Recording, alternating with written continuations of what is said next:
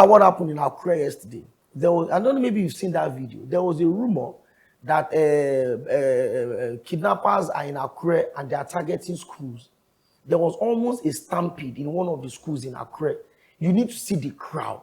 I had to speak to my friend I worked with at one of the radio stations. I was going on. He said he's at the space. He sent me, we did a video call. You need to see the crowd at the gate. Parents were, there was almost a stampede. Everybody wanted to go get their kids away from the school. So when you have a project that is costing us over 100 billion, and the people can, I mean, but that's not even the only one we have. You know, we have the homegrown school feeding program, where they said they're spending almost 10 billion every year to cook food for pupils. And the question you're asking is this: who are the pupils eating this food? You at different times brought in the federal government college Lagos, and just like you said, you are also, you know, in contact with some of these people. I'm sure there will have been opportunities for them to share. Finally, we saw the intervention of the government in our school. I'm not sure you've seen any of those. Well, there's nothing like that. So As a matter of fact, I must even tell you, as a matter of fact, you know, because the federal government colleges have, you know, vast land. They're massive. Do you understand?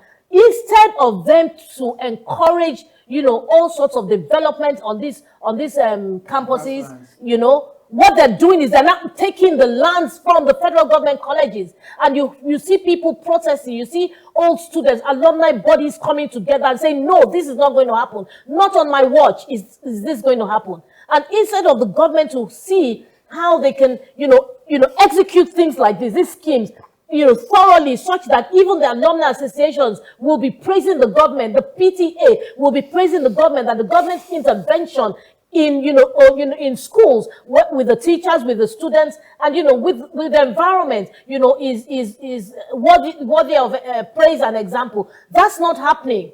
And we're asking, you see, if Nigerians don't start to ask for accountability, I will ask within my little space. I will ask every day that I come on this table, in terms of education, what have we done with all the monies that we've taken? This is 145 billion gone down the drain because we cannot see what has been done. It's unfortunate. It's so unfortunate and it's embarrassing.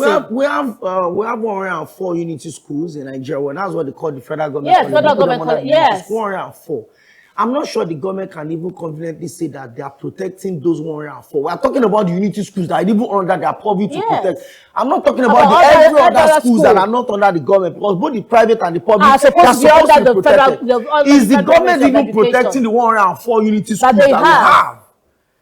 You see, how many of them have the rich history of King's College, Queen's College, of the ones in the Janikin? What about the ones that are in far away other part of the country? What about the new ones that they just created? Then they just created again.